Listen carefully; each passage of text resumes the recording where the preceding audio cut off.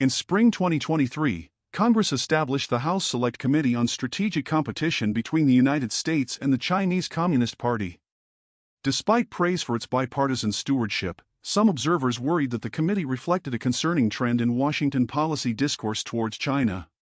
Writing about the committee's first hearing, CNN's Fareed Zakaria alluded to the McCarthy era. To watch Tuesday's hearing of the new House Select Committee on China was to be transported back to the 1950s. He reflected on what he perceived as a wide-ranging consensus on China that has turned into a classic example of groupthink, questioning whether it may lead the United States down a path toward decades of arms races, crises, perhaps even war. Zakaria is not alone in his observations. As China's economic, military, and geopolitical influence have grown over the past decade, mentions of a burgeoning consensus about the challenge China poses to U.S. interests have only become more common. While some praise this phenomenon as a rare example of bipartisanship, others in Washington have expressed apprehension, noting the disturbing parallels between the run-up to the Iraq invasion in 2003 and the current situation with China. Some scholars have suggested that the current climate in Washington and Beijing is contributing to a security spiral that makes hostility, crises, and conflict more likely.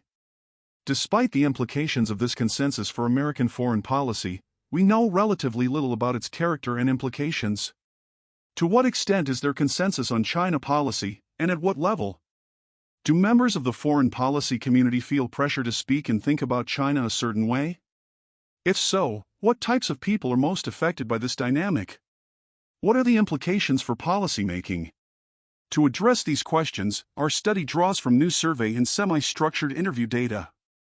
First, we fielded an original survey of U.S. national security and foreign policy professionals that measured respondents' attitudes towards the People's Republic of China and U.S. policy towards the country. The Foreign Policy Professionals' China Attitudes Survey was conducted in the summer and fall of 2023 and included a brief treatment condition which varied the anonymity of the survey. Half of the respondents were asked to input their names at the beginning of the survey and the other half were not. This allowed us to observe whether respondents expressed more or less confrontational views towards China when the condition of strict anonymity was removed. We then conducted a series of semi-structured interviews from August 2023 and July 2024 with members of the foreign policy community. The interviews included individuals with a wide range of expertise, professional experiences, and personal backgrounds. We asked respondents questions about their professional aspirations, their views on China and U.S.-China relations, their perceptions of the China-related discourse in Washington, D.C., and their professional experiences in seeking to shape U.S. China policy. Our analysis yields three primary results. First, there exists a substantial amount of variation in policy beliefs towards China among the American foreign policy community. Any consensus that does exist may be around the central framing of China as a competitor nation, but foreign policy elites hold a diverse range of views as to which policies are most appropriate to compete with China. This is reflected in our quantitative data and more vibrantly in our interviews. In general, we find that foreign policy elites that lean Republican, white, male, or who have military experience expressed more confrontational attitudes towards China. These differences aside, the distribution of China attitudes shows substantial overlap across the two parties and substantial variation within parties.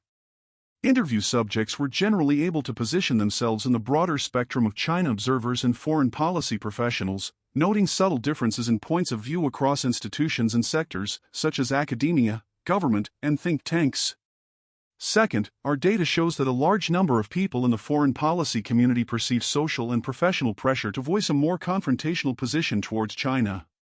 At the end of the survey, respondents were asked if they or their colleagues had ever experienced social pressure to express certain views on U.S. policy towards China. About 21.8% of respondents answered yes, 71.3% said no, and the remaining 6.87% of respondents refused to answer the question.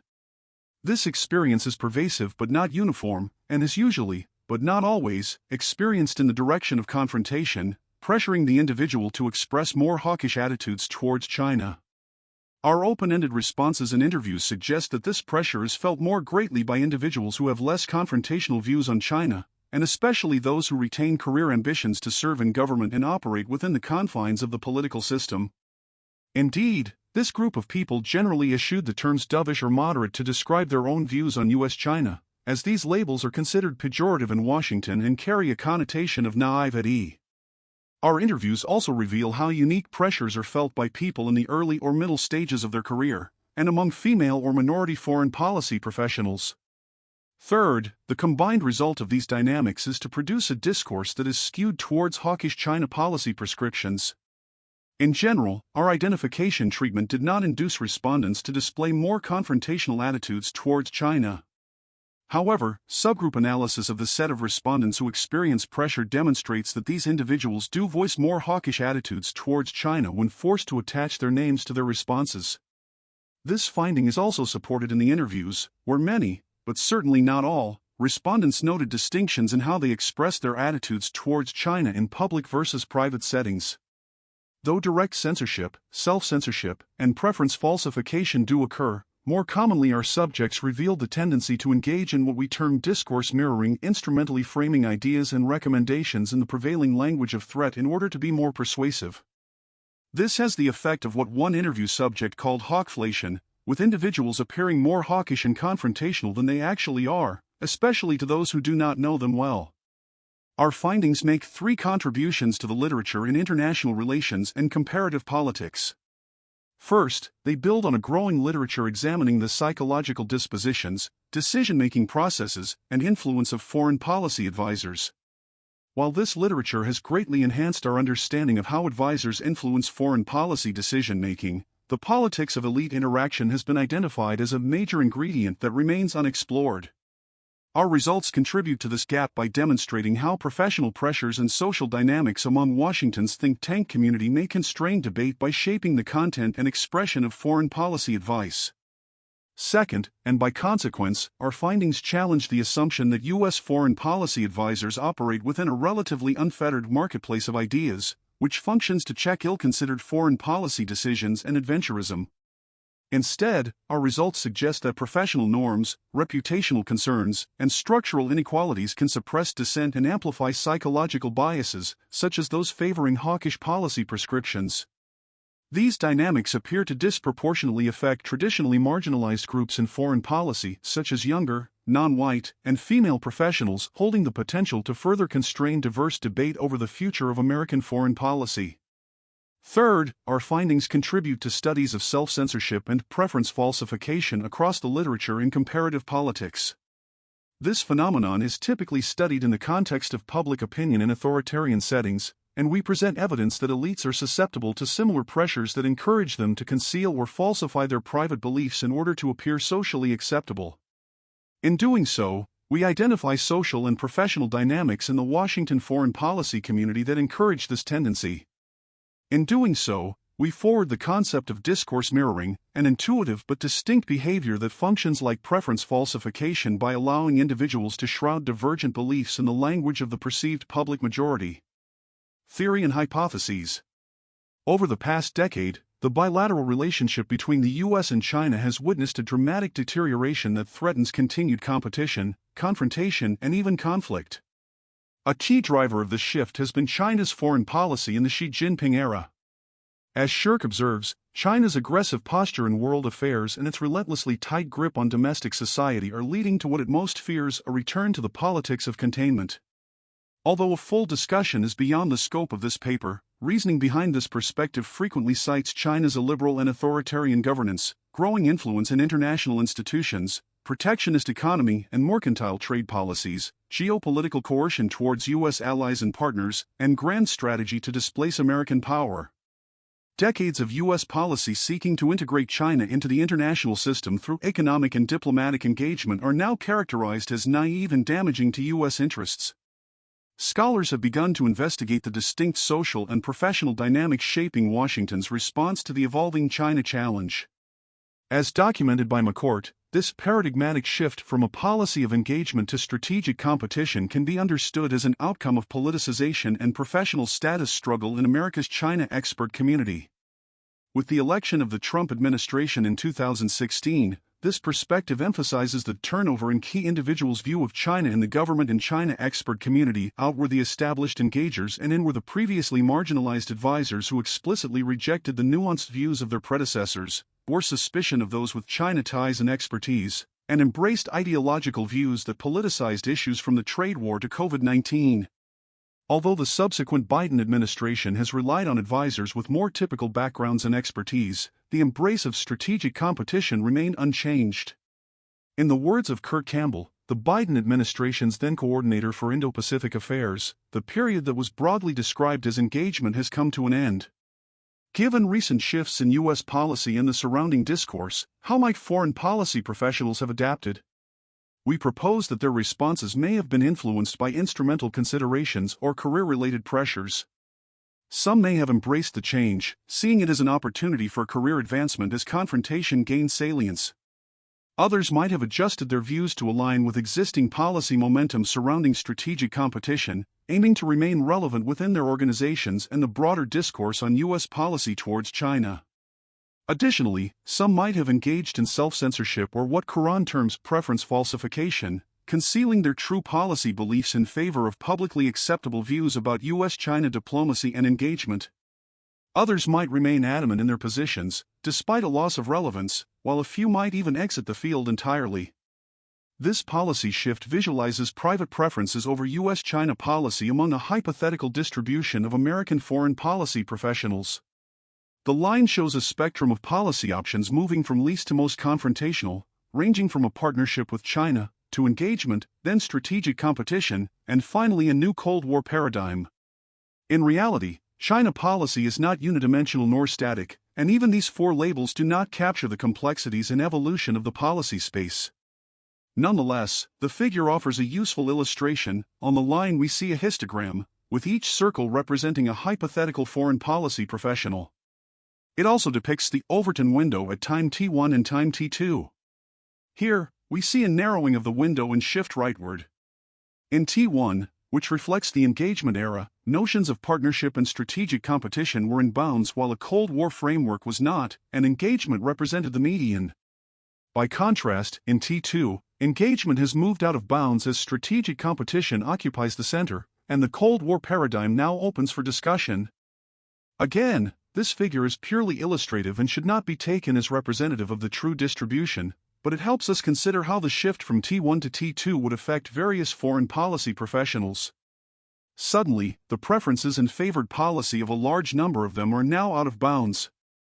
Individuals favoring strategic competition, like 40 through 46, are now at the center of the debate. Individuals who support a Cold War framework or a more adversarial footing, like 49 and 50, were once more extreme but would now firmly be in the conversation. Our central hypothesis is that this sudden and significant shift in discourse may have compelled individuals in the foreign policy community to want to appear more confrontational. H1. Pressures associated with social conformity should encourage American foreign policy elites to overreport their public support for containing the People's Republic of China. We also hypothesize that these pressures would be felt more strongly by junior professionals, who are less established in the community and might seek to conform to the dominant discourse and norms to facilitate their career advancement. H2. Pressures associated with social conformity should be felt more strongly by younger and junior foreign policy professionals as they seek to advance their careers. This hypothesis was motivated by our own interactions with younger professionals and some of the popular discussion on China groupthink. For example, Editor-in-Chief of World Politics Review Judah Grunstein stressed how the current discourse might adversely influence younger generations of foreign policy professionals who, in an effort to forward their careers, might feel pressured to formulate smart-sounding ways to operationalize consensus, rather than to question it. These hypotheses were pre-registered, along with our experimental design and pre-analysis plan, on OSF on August 10, 2023. In the interest of transparency, we present our main results as originally constructed in that plan, though as the project evolved, we realized that we were failing to account for key variables that would moderate whether an individual is affected by this dynamic. While we do observe strong evidence of pressure at work, this feeling is limited to a subset of the foreign policy community, conditional on factors like the individual's personal experiences, gender and ethnic identity, nature of workplace, and attitudes towards U.S.-China policy. Research design. To test our hypotheses, we fielded the Foreign Policy Professionals China Attitudes Survey, which sampled professionals employed by or affiliated with American think tanks and research organizations. We collected a list of all American think tanks on the Open Think Tank directory classified as specializing in defense, peace, and security, along with those listed on the University of Pennsylvania's 2020 Global Go to Think Tank Index report. We then compiled all staff and associates listed on these organizations' websites, including fellows and adjuncts. This produced a sampling frame of 7,841 contacts with valid email addresses across 102 think tanks and non-governmental organizations. The survey was fielded between August and October 2023, with respondents receiving up to 3 recruitment emails originating from a Carter Center email address. Of 685 total respondents, 495 proceeded through the survey, yielding a final response rate of 6.3%. The sample is predominantly white, 75.6%, and male, 65.1%. Most of the respondents report working for a think tank or NGO, 67.1%, though some affiliates are employed at universities, 23.2%, private companies, 3.23%, or the U.S. government, 3.03%. More than a third of the sample reported some government experience, 43%, and about 1 in 10, 10.5%, reported military experience. About 1 in 4 respondents, 27.1%, listed some regional expertise in East Asia. Based upon these numbers alone, it is difficult to ascertain how representative our sample is of the population of interest, as we do not have reliable information on the individual's age, race, and political affiliation in our sampling frame. With regards to political affiliation, we had a large number of Democrats, 56.9%, and self-identified independents in our sample, 32.7%, which appears to reflect the broader composition of the D.C. metro area. We were surprised to only have 31 self-identified Republicans, 6.26%, in our sample, which at face value appears low, though it is important to remember that only 28% of Americans overall identify as Republican. Notably, when accounting for partisan leaning, there are 56, 11.3%, individuals in the data that identify or lean Republican, which appears slightly more balanced. To account for these factors, we apply weights based on partisan leaning in the D.C. metro area, as well as age and gender distributions within each party. Notably, our findings are robust to both weighted and unweighted estimates to test for the presence of preference falsification. The survey contained a simple experimental design which varied the survey's perceived anonymity. Respondents in the control group were primed to understand that their responses would be fully anonymous. After consenting to the survey, they received the following introduction prior to answering questions. You are being asked to participate in this survey because you are a professional in the field of American national security and foreign policy. This survey seeks to understand how professionals like yourself view bilateral relations between the United States and the People's Republic of China. You do not have to be an expert on these subjects to take the survey. Please note that your responses are anonymous. Respondents in the treatment group, by contrast, were told their answers were visible to the researchers and were asked to enter their name. The italicized text from the control condition above was replaced with the following. Please note that your responses are visible to the researchers at Princeton University and the Carter Center. Please enter your name here. The key feature of the experiment was to test whether respondents expressed systematically different views on China once they were forced to attach their name to their answers, even if that information was only privy to the researchers. Note that no identifying information about the respondents or their views will ever be shared in a replication file or distributed to the broader public. After being randomly assigned to the treatment and control conditions, respondents answered a series of demographic and non-identifying professional questions, including their age, gender, race, party identification, military and government experience, and regional expertise, among others. They then completed a series of questions designed to measure their attitudes towards China and U.S.-China policy. The treatment appears to have induced a degree of differential attrition relative to the control group, which is consistent with our general intuition that foreign policy elites are reluctant to tie their names and reputations to their views towards China. This amounts to approximately 10% of the total sample and could potentially compromise the quality of causal inference. To address this, we confirm the robustness of our results using specialized techniques to characterize and address consequent imbalance in the supporting information. In sum, the treatment and control groups appear relatively well balanced despite attrition, though there is some evidence that respondents that were Asian, university employees, or above the age of 80 may have been slightly less likely to accept the treatment. We employ balancing and sensitivity analyses to confirm the robustness of our estimates and the supporting information. Survey Outcomes and China Confrontation Index. Our primary attitudinal outcomes asked respondents to identify their favorability towards China along a thermometer-style question, on which higher and lower numbers along the scale indicate warmer and colder attitudes respectively, and to what extent they agreed that China represents an enemy of the United States. In addition, the survey instrument included a battery of questions regarding U.S. policy towards China, assessing respondent attitudes toward engagement and containment, militarily defending Taiwan, restricting the access of Chinese students to American universities, and cooperating with China on climate change and public health, among others. We also posed questions about the seriousness of China's behavior in the context of military modernization, human rights, economic competition, and domestic political interference. To facilitate our analysis, we compiled these policy-level questions into an index using principal component analysis. Just over one-third, 38.4%, of the total variation in responses was explained by the first principal component, which measures respondents' support for confrontational policies toward China. The first panel identifies the variables which principally contribute to the index, including a respondent's perceptions towards China as a whole-of-society threat, their support for containment policy, their assessment of a new Cold War, their support for restrictions on Chinese students, their perception of engagement policy, and the perception of the seriousness of Chinese military modernization. As a validation measure, we plotted the index against respondents' scores on the feeling thermometer. As expected, there is a negative correlation between more favorable perceptions of China and more hawkish positions on the index. Quantitative analysis, foreign policy professionals' attitudes towards China. From a descriptive perspective, the survey data complicate the perspective that attitudes towards China among American foreign policy and national security professionals can be broadly characterized as a consensus. By contrast, our data demonstrate that attitudes towards China vary according to the level of analysis. With respect to problematic aspects of Chinese government behavior, there appears to be broad and high-level agreement. Respondent attitudes towards China are generally cold and confrontational. The weighted mean feeling thermometer attitude towards China in the sample was 33 out of 100, and most survey respondents reported their opinion towards the People's Republic of China as either somewhat unfavorable, 50.75%, or very unfavorable, 34.93%.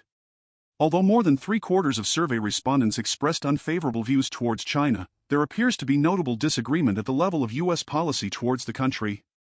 The level of aggregate agreement or disagreement exceeded 50% for only 5 of 8 questions and, among the other 4, aggregate agreement and disagreement does not consistently trend in the direction of confrontation. As further demonstration of weak policy-level consensus, although there is moderate to strong alignment on certain policies towards China, most correlations are relatively weak and reflect a diversity of opinion.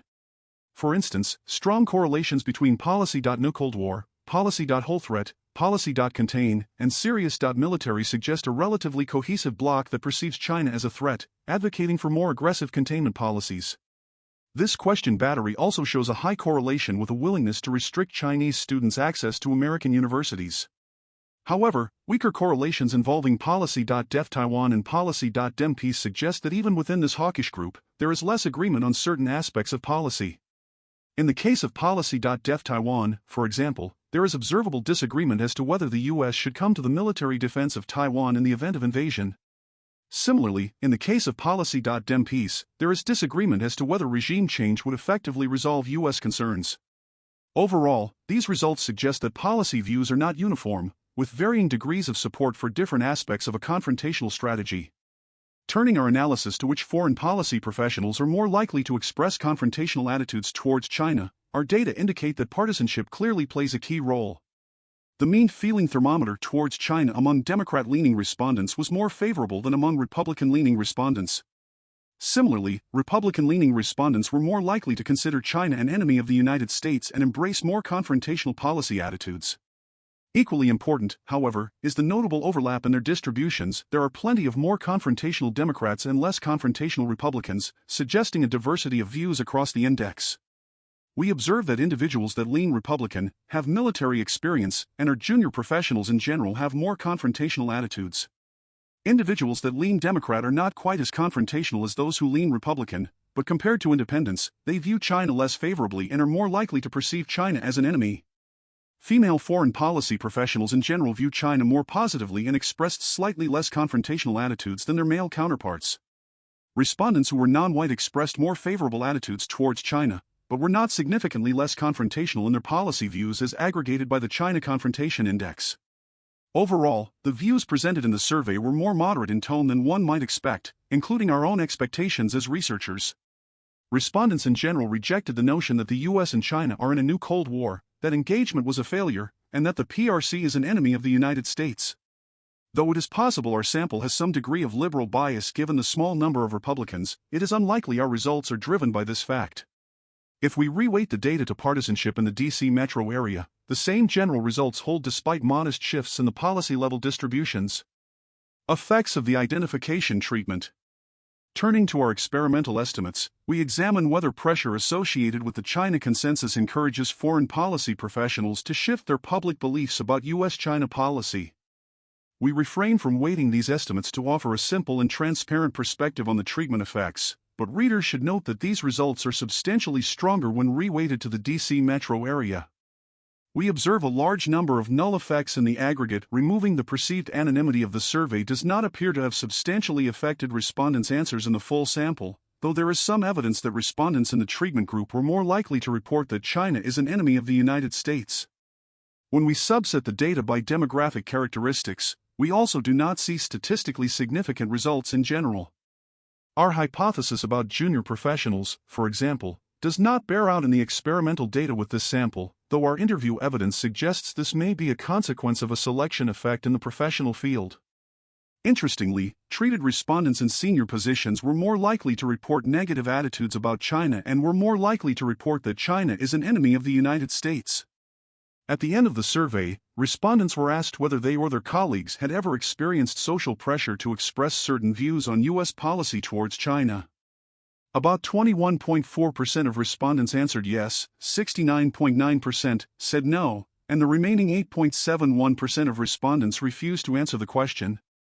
This is the one subpopulation where we observe consistent treatment effects. Individuals who have experienced social pressure to express certain views on China appear to report more hawkish attitudes in the treatment group. For transparency, we also plotted results for the second dimension of our PCA analysis and its associated policy questions. When anonymity is removed, among respondents who have experienced this type of social pressure, they were more likely to identify the PRC as an enemy of the United States, more likely to consider China's military modernization a serious threat, more likely to agree that China needs to be rapidly contained, and more likely to express that the U.S. military should defend Taiwan in the event of a Chinese invasion. For survey research, the magnitude of these effects are quite large, roughly a quarter to half-point increase on a 5-point Likert scale. Experiences of pressure. Given these findings, it is evident our treatment does not behave uniformly across the population of American foreign policy professionals. In the aggregate, we observed little to no effect on attitudes towards China, but for pressured individuals, the effects are quite noticeable. Panel A plots experiences of pressure against the China Confrontation Index, visualizing how these experiences and perceptions are most felt by individuals with less confrontational attitudes towards China. Approximately 34% of respondents in the first quartile of the index reported this type of pressure compared to just 16% in the fourth, more confrontational quartile. In Panel B, we again see a distinct partisan dimension. Republicans appear less likely to report feelings of pressure, about 17%, and Democrats and Independents more so, 24% and 27%, respectively. This dovetails with the general finding that pressure seems to be most felt by individuals that hold less confrontational attitudes towards China. These individuals are more likely to be Democrats or Independents, and they appear to be most squeezed by the shift in the China discourse. Lastly, panels D and E similarly demonstrate how experiences of pressure are also more prevalent among women and respondents from minority groups, notably Asian and Black foreign policy professionals. As evidenced in our data, the national security community remains primarily white and male, and respondents who were not in this dominant group tended to hold more moderate views towards China. Additionally, feelings of pressure appear most salient for mid-career professionals, and we see an increase in these experiences as individuals approach middle age, and then a decrease thereafter. Qualitative evidence. To complement our survey findings, we conducted semi-structured interviews with 55 American foreign policy professionals from September 2023 through July 2024. The interviews generally lasted between 30 and 60 minutes and were conducted and recorded, with the interview subjects' consent, on Zoom or Microsoft Teams. Both researchers attended most interviews, 62.5%, with the remaining interviews conducted by a single researcher. The vast majority of the individuals we approached agreed to do an interview. The interviews aimed to probe the subjects' personal views on U.S.-China relations, their perceptions of their views relative to others in the field, and their experiences with social or professional pressure, among other topics.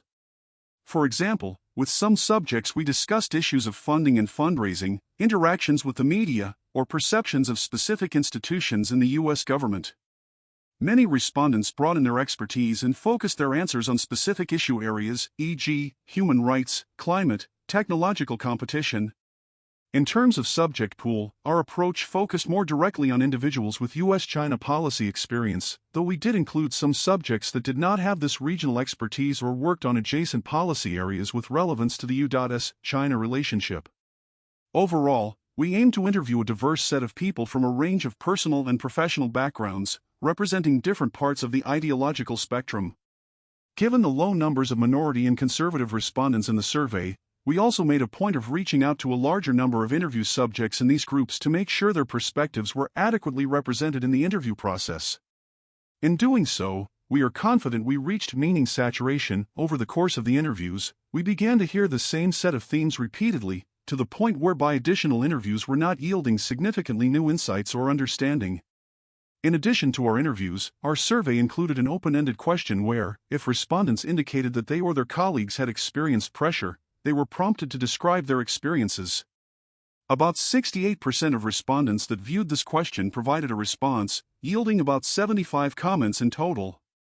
We focus our qualitative discussion on the interview evidence, which is much richer, but we also incorporate the survey responses as appropriate. For both types of evidence, we will aim to provide direct quotes where possible, in addition to our own synthesis. We believe that letting our interlocutors speak for themselves is particularly important in this research setting. As a final note, we carefully considered how our positionality as researchers may have affected the interview evidence along with ways to counteract potential biases. Both of us work at institutions perceived as liberal-leaning, and both have been publicly associated with viewpoints that would likely be identified as less confrontational towards China. We both identify as Democrats. This may have affected our ability to reach certain types of interview subjects, though we did successfully reach individuals from the other side of the ideological spectrum, and those interviews were always cordial and informative. Throughout the process, we strove to maintain an ethos of impartial inquiry, to be open to a range of perspectives and to present them fairly and accurately in this paper and beyond. Consensus and perceptions of others. In line with our survey findings, we observed a diverse range of policy perspectives in our interviews. Our subjects were readily able to position themselves ideologically in the context of the broader foreign policy community, drawing out differences and similarities between themselves and other policymakers. We usually began interviews by prompting subjects to place themselves on the broader spectrum of attitudes towards China in Washington. Those who were particularly confrontational towards China embraced the term China hawk and often self-identified as such. Interview subjects who were more favorable towards engagement with China, or who felt certain aspects of the threat were overstated, generally did not embrace the term dove or would only jokingly use that word, instead using phrases like moderate, pragmatic, principled, rational, analytical, nuanced, balanced, or evidence-based. One respondent explained how the word dove was usually seen as a pejorative term in Washington, signaling a degree of naivete. I think the dovish-hawkish continuum is usually used to slander views that are presented as dovish. Hawkish is generally good and dovish is considered generally naive. At least that is how people in Washington conceive of it. There's almost hawk inflation where people are competing to establish their credentials as tough enough to participate in the debate. Many respondents also rejected this continuum altogether, either viewing labels as unproductive or expressing that they were competitive on some policy questions and more engagement-oriented on others. Notably, interview subjects who did not identify as hawkish were more defensive of their views and made greater effort to caveat their stances, often adopting a speech pattern of acknowledging certain threats or issues first before making their arguments about the issues with a more confrontational U.S.-China policy. Subjects who advocated more confrontational policies, in contrast, were generally less apologetic in their positions. Though we did not have the time in our interviews to go issue by issue, we observed a wide range of opinions about the appropriate response to the challenges posed by a rising China. Some respondents favored diplomatic tools depending on the situation, others believed more conditionality on diplomatic interactions was needed, and others believed diplomacy was unproductive altogether. Some believed human rights concerns needed to play a more central role in the relationship, while others believed they derailed progress in other areas more central to national security. If pressed, effectively all respondents voiced support for and solidarity with Taiwan, though they disagreed about the nature of proper support, including whether the U.S. should intervene at all in the instance of invasion of Taiwan by the PRC. Our more politically conservative respondents showed a range of perspectives on the appropriateness of advocating for regime change and drew distinctions between different wings of the American right. In most instances, our interview subjects' preferred policies did not cluster neatly into one box. They would express a more confrontational position in one area and less confrontational position in another. As one noted, those hawk-dove lines are completely blurred because people have a hawkish diagnosis, but dovish prescriptions or a dovish diagnosis and even more hawkish prescriptions. I see a lot of fluidity in the debate, not a lot of rigidity. Despite this variation in viewpoints, many of our interview subjects believed that an overarching consensus had taken hold in the foreign policy and national security community. We often posed this question in reference to media commentary about groupthink, usually towards the end of the interview after they had the opportunity to explain their policy positions and experiences. Some of our survey respondents also noted this concern. Unprompted, a groupthink has emerged in Washington in which people are competing to out-hawk each other. Try going to D.C. to do a briefing and saying anything other than China threat. People roll their eyes now. Having a realistic and balanced discussion about China is difficult.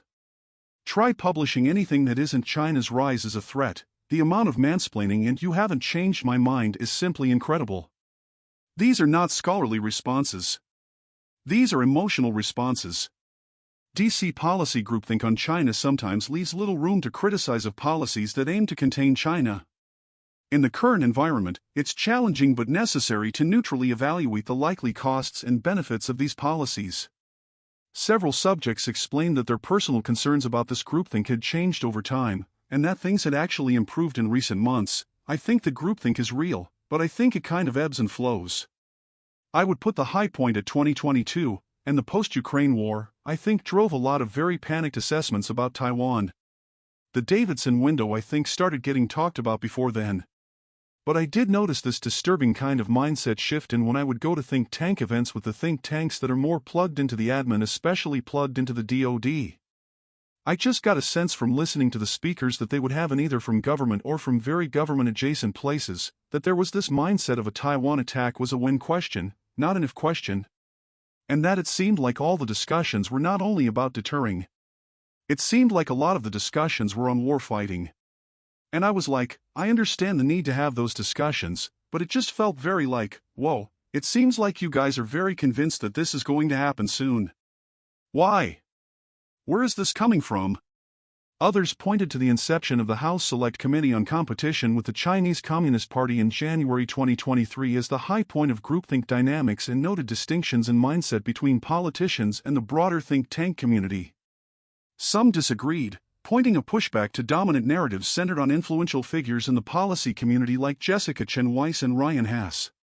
Seems to me there's groupthink, and as much as anything, it's just like, what's the political environment? Who gets any benefit from saying something that goes against the tide of claiming Chinese threats across any kind of dimension you can imagine? And that's why I think it requires, and it's bold of people like Weiss, Hass, and I mean, you just have to be smart, or else you're going to be laughed out of the room. Many of our interview subjects dismissed the notion of groupthink or believed the word to be inappropriate to describe the nature of current policymaking, pointing to vigorous partisan debates in Congress or prominent publications like Foreign Affairs. I wouldn't say there's groupthink because if there were groupthink, there wouldn't have been so much criticism of the Biden administration from the right. The president would not have tried to intervene on certain questions in Congress in his own way since he's quite respectful of Congress's independence. But basically, I found that there were plenty of places where the White House and Congress and the two parties disagreed on some axiomatic questions, and probably the most obvious of those was Taiwan policy, but also the balloon incident. In commenting directly on the groupthink piece by Fareed Zakaria, one subject noted how it overemphasized the optics of the initial hearing of the House Select Committee. I was pretty critical of him for that piece, actually. It's not always unfair to use that word in Congress, but but in this particular instance, I think it was premature. Because again, I'm like, yeah, one hearing might give you a bit of that vibe. But I don't think it's really a fair assessment to say it's groupthink, and part of that is probably because I'm pretty well versed in the internal dynamics of the committee, and that there's been a lot of disagreement and discussion about the best way to approach certain issues and craft policy recommendations. One interview subject explained why some individuals in the foreign policy community lamented the dynamics of groupthink, while others did not. I think part of this is the elevation you're making your analysis from.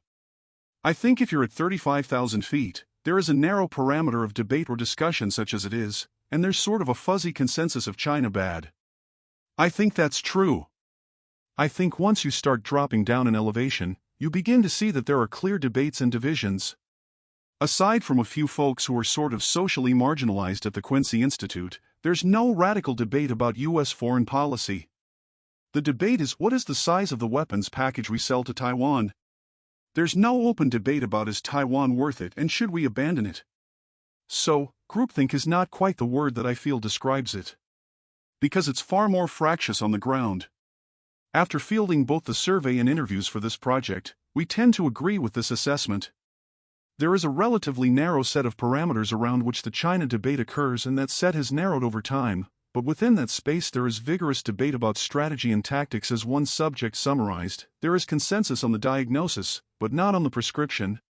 Whether respondents deemed this groupthink or problematic depended largely on their position within those debates and whether they felt personally squeezed by the rapid shift in the Overton window. In general, we found that professionals that felt marginalized in current discussions, or perhaps operated at the edge of the acceptable policy discourse, were more likely to use the language of groupthink. The nature of pressure. As we saw in the survey data, a sizable number of foreign policy professionals perceive a pressure to voice a certain point of view on China, and this feeling is more pervasive among those who are less confrontational towards China in their ideas. We sorted the open-ended survey responses into three different categories: those that indicated a pressure to be more hawkish/critical of China, those that indicated a pressure to be dovish/less critical, and those where the direction of pressure was indeterminate. Of the 75 revealed examples of social pressure, 60 or 80% expressed the sentiment that there was pressure to be more hawkish towards or critical of China. The interview evidence provides a much richer sense of the social and professional context among China-focused foreign policy professionals. We observe some instances of what can be termed direct pressure or even censorship by bosses or other superiors within the organization. Many of these stories contain identifying information, but some of the quotes below from the survey responses are instructive. Previously, a paper I authored was reviewed by higher-ups in the think tank, and suggestions were made to change the language used to present China as posing a greater threat than I believed was the case. I did not ultimately incorporate those suggestions, but there was significant pressure to do so. At a previous think tank, not allowed to voice positive views of China. Where I work, we are encouraged/expected to hold militant views toward China. Colleague aggressively arguing for defending Taiwan and attacking the personal character of people who felt otherwise. One of our interview subjects recalled an instance where a piece they had written was directly censored by their boss because it was too critical of current China policies. The individual noted how their organization had a party line, lamenting that it's just very much macho talk and there's not much space for nuance. We would note that these types of anecdotes were unusual in both our interview and survey samples. For the most part, participants in our project appeared comfortable voicing their opinions at their places of work, especially with close colleagues and in private settings. Indeed, there was an obvious sorting process, whereby people gravitated towards institutions and positions that were consistent with their views. More often, feelings of pressure centered around what types of policy positions and language were valued in Washington, what types of people were getting ahead, and what types of people were becoming marginalized. Many respondents and interview subjects noted that voicing more confrontational positions on China was the safest strategy to advance one's career, and those who did not risked ostracism or backlash. Subjects had different ways of articulating the nature of these career incentives. I also believe that this debate of hawkish versus dovish, we are talking about tidal patterns in a vast ocean, and you're not going to get anywhere swimming against the tide. This is mainly about the problematic structure of how DC is organized in terms of relations between think tanks and funders, between think tanks and advocacy groups, or think tanks that are advocacy groups as well, because this is the vicious circle that happened. I mean, for a funder to give you funding, the first thing they ask you, they want to test whether you're going to be influential. Are you able to influence policy? The ones who influence policy are the ones who are in good relationship with policymakers or at least have a connection. If you are singing outside of the choir and either you are partisan in a way like Republican or Democrat, and if you are nuanced and you criticize both, you will not really have a big chance of being identified as influential.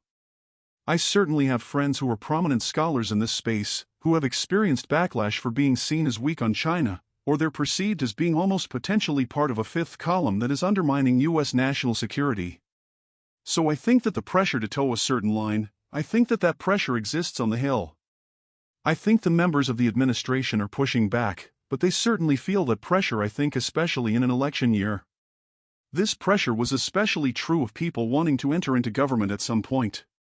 Several subjects noted a bifurcation in the field, where people who wanted to serve in an administration had to be more circumspect in their language, and those with no intentions of ever serving in government again generally spoke more freely and critically. Feelings of pressure appeared to be felt more acutely by the junior people in our subject pool, perhaps partially for this reason.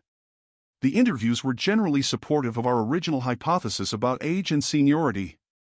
I think being a younger woman in the field, I don't really want to stick my neck out in certain ways, I think, because I do see my own space in the field as a longer time horizon, if that makes sense. I think I really respect where identifying information omitted coming from when she's just going to plant her flag and say what she wants to say. And I see that as more of a late-stage career type attitude. I think that, yes, I think that as a young person and a liberal person and a woman in this field, there's a pressure to overcompensate by being more hawkish. Anyone who tells you no is probably lying to you. Okay? I think there's definitely pressure to go with the herd no matter who you are, no matter what you do. Right now, there are two herds leading the pack. Sure, I think there's been pressure, well, you're only identifying information omitted, you don't know enough, or, we've been doing this for a while, or, this is how things are done, or, look at all these people over here and look who you are with. That kind of societal pressure, I think, definitely has been there. Many of our younger interlocutors reported being counseled to watch their words and carefully manage their reputations by senior colleagues and mentors. I have been told to be careful not to be perceived as a panda hugger, noted one survey respondent. Some of our more senior interview subjects noted the difficulties of being young in the field at the moment and wished to be able to provide advice about how to navigate the professional environment. In contrast, nearly all of the senior people in our sample, especially those close to retirement age, felt little in the way of pressure, noting that they had developed and articulated their views over decades and were established entities in Washington. This is indicative of the late-stage career-type attitude identified by a younger interviewee.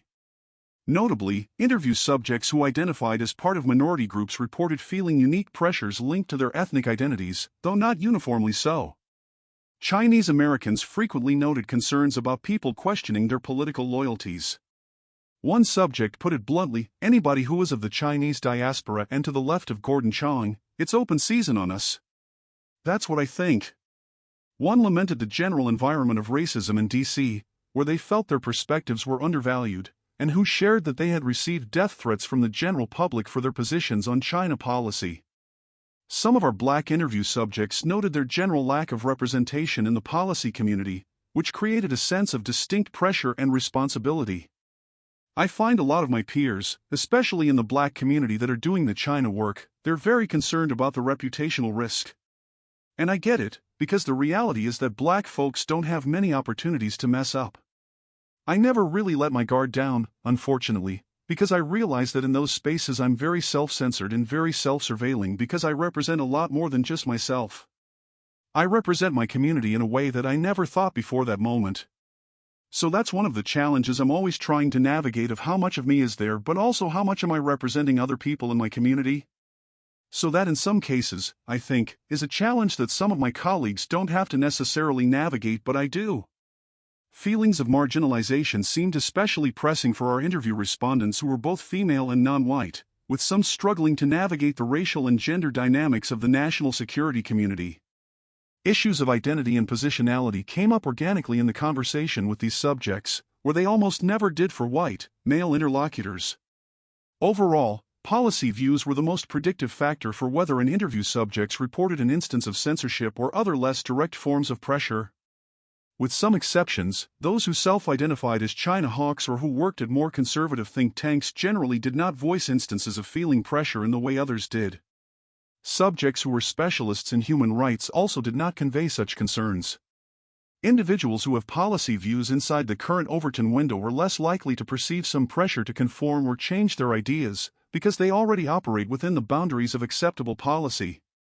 Coping strategies. Across these interviews, many subjects described a range of coping strategies to deal with the pressures of the US-China policy environment. The most drastic option is to exit the career path entirely. In some interviews, our interlocutors would question whether there was really a place for them in DC, and some voiced a desire to leave national security as a profession. One subject described how younger practitioners are just very disillusioned, burnt out and disappointed in everything. Others were resigned to the idea that they would never be able to serve in government given their views on China or previous work experience. We would note that by design, our project underrepresents these sorts of individuals. Our samples center on individuals currently working in the foreign policy/national security space, and we cannot systematically capture people who have left the industry entirely or took alternative career paths. Another concern, and a hypothesis motivating the paper, would be if members of the community are engaging in some form of systematic preference falsification or other form of self-presentation bias. Are members of this community voicing certain policy positions in public that they do not actually believe in private? In our survey, we observed that for respondents who identified pressure, the act of attaching one's name on the answers did appear to induce more confrontational policy positions. Occasionally, our interview subjects would identify this behavior among themselves or others in the community. One explained a pattern they dubbed hawkflation. So I don't think that there's that much misrepresentation of what people believe on specific issues. But when it comes to big picture sort of vibes questions, talking about China in general, I get the sense that my colleagues on average probably inflate their hawkishness on a scale out of 10 by maybe 2 points. So if people are a 5 on the Dove to Hawk scale, they'll represent themselves or talk about China as if they're a 7, interview 20. Another subject linked this behavior to ignorance in specific issue areas and concerns over being seen as naive. A lot of times when people don't understand, they tend more towards that hawkish perspective, because they don't have the nuance of the situation. But I also, again, feel a little uncomfortable talking about some of these issues because I still feel like there's so much I don't know about it. And I think that there's a fear on my part and on a lot of other people's part of seeming naive, and so the people overcompensate in the opposite direction by being more hawkish. Several interview subjects noted distinct pressures facing politicians or their advisors, noting how these individuals would present their views on China quite differently in public and private settings, often out of concerns as being seen as soft on China. As one subject described, the one safe place to be these days if you're campaigning for office is to be harsh on China. That's a no-lose proposition, and being tagged by your opponent, and it doesn't matter what party you're from, as, oh my gosh, you're the person. You're the person who is giving away the farm to China. It's just dangerous for you if you're campaigning. The above quotes are indicative of preference falsification, the act of adjusting one's public preferences to fit some preconceived social norm. Another form of self-presentation bias is self-censorship, simply keeping one's mouth shut. The following survey response reveals this sort of logic. If I say something balanced involving China, or advocate for something as effective and not counterproductive, a response from many is that I am only saying that because I must be paid for by China or in Beijing's pocket. It is very hard, if not impossible, to have a thoughtful discussion of China, even when concerns are the same, given the reaction of many on the far right to attack anything thoughtful or fact-based as supporting China. Thus, I don't speak as much as I would in order to not provoke false attacks on my patriotism. This sort of evidence should be balanced against the fact that for most of the survey sample, we did not observe any effect of the identification treatment. Moreover, the vast majority of our interview subjects felt they were able to be their authentic selves and perceived others around them to be doing the same. Our sense is that rather than flat-out self-censoring or misrepresenting their views, the more common coping strategy among the less hawkish thinkers was what we would term discourse mirroring. Our subjects would detail examples of how they would subtly adjust their language, assuaging their more hawkish colleagues by first acknowledging their concerns before trying to insert a more moderate point of view or set of facts. One interview subject explained, "I don't think I felt pressure to say something I didn't think, to change my perspective because it doesn't conform with mainstream thinking. But I will say, I'm mindful of how I talk about China. I'm mindful in certain situations to start out with saying certain things like, China is a challenge, there's a lot of difficult things in our relationship that we need to address, trying to pose a security issue, which are all things that I believe in are true, but I do sometimes feel a need to kind of state at the outset to, I don't know, ensure credentials in some ways, to set the tone just to the opposite side, set the temperature a little bit on that. Others noted how this strategy was necessary to be taken seriously, as it helped assure their counterparts they were all on the same team. Generally, I do say what I think. Situation matters affect how I say things. I think when you talk to people in the administration or on Capitol Hill, you have to first reassure them that you take protecting American national security as job number one. If you were to dismiss their concerns outright or not acknowledge them, you would be dismissed yourself. So usually, I will preface the kind of view that I just gave you about identifying information omitted by explaining that I share the goal to protect American national security. We just have differences over how to achieve that. One interview subject quipped about how this dynamic isn't that different from a functioning marriage. There are times where I'm like, okay, I have to play the game, but I do it strategically. I play the game, but the substance of my comments aren't playing the game. They're saying, okay, I recognize the national security, it's kind of like marriage. It's so weird. It's funny, it's like marriage when you're having a conflict or some sort of disagreement with your spouse, and you have to first validate and mirror what they've said to you and then start inserting strategically the other parts, and then they're more receptive to what your opinion is because you acknowledged what they're saying. You didn't dismiss it as madness entirely. One survey respondent feeling pushback when trying to present China's perspective on an issue, I was at a roundtable and pointed out China's concerns about the U.S. military. I'm not sure whether one of the former officers actually used the term naive, but that was very much the tone of the, all too typical, pushback. It's an example of how even trying to view security threats from China's perspective is discouraged. Institutionally, this can mean refraining from using certain words entirely, or in framing existing initiatives and programming as combating the China threat. Several respondents noted that they or their organizations refrained from using the term engagement, which was viewed as a dirty word, especially if they were interacting with members of Congress. One survey respondent noted, the terms engagement and cooperation are widely seen to be terms to be avoided, and if used, will flag you as a marginal voice in the policy discourse. There is an asymmetry at work with this dynamic.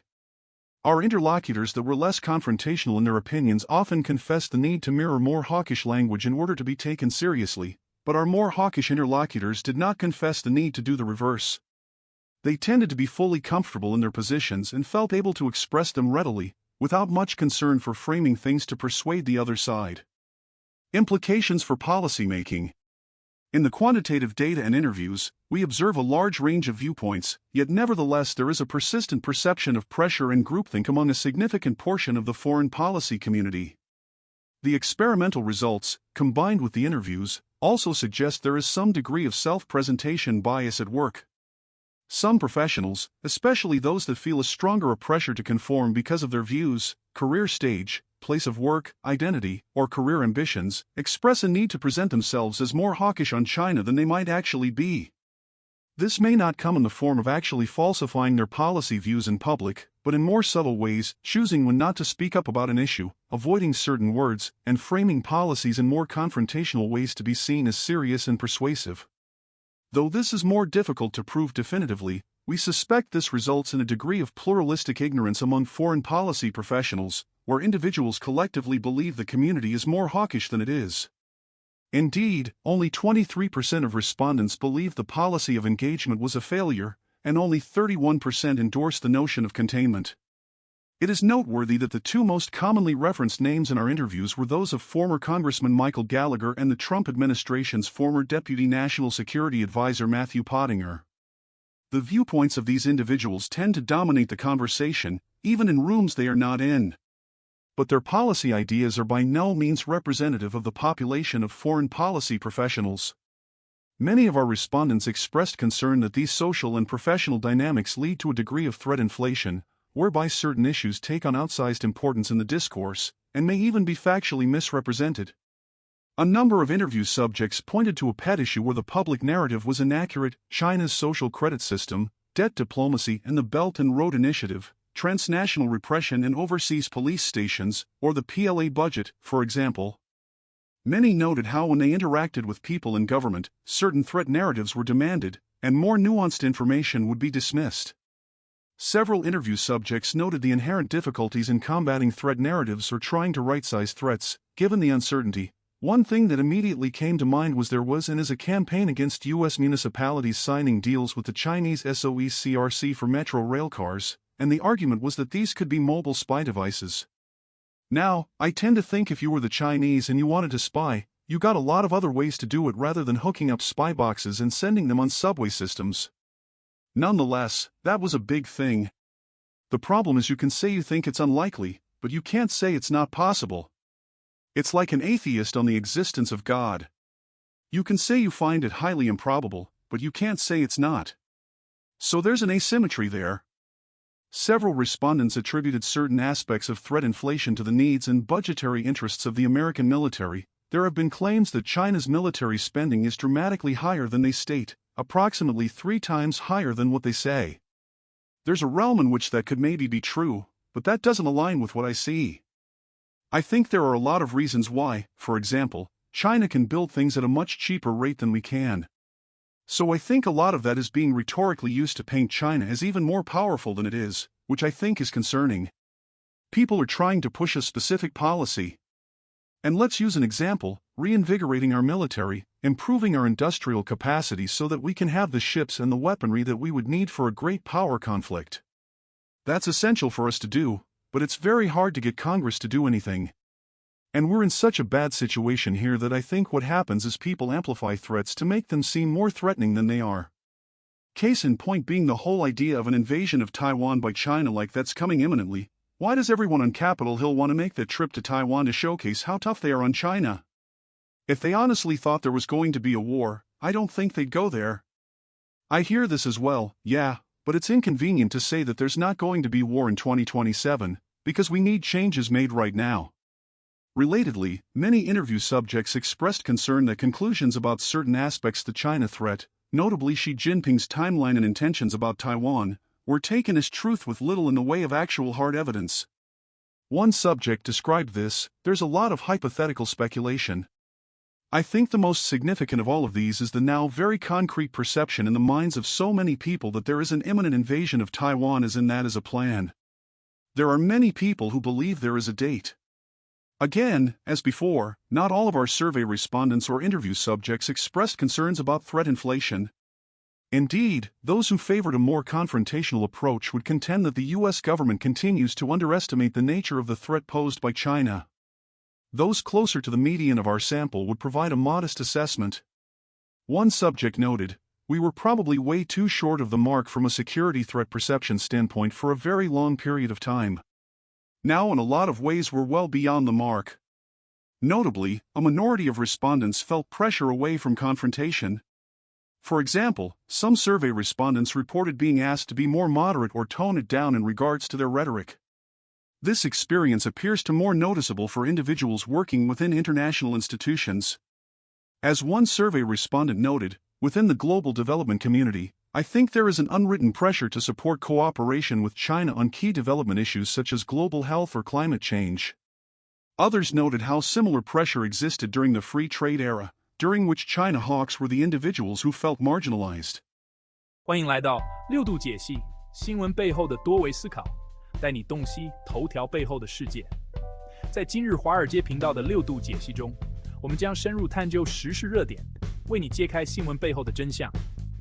在这个信息泛滥、真相难觅的时代，六度解析应运而生。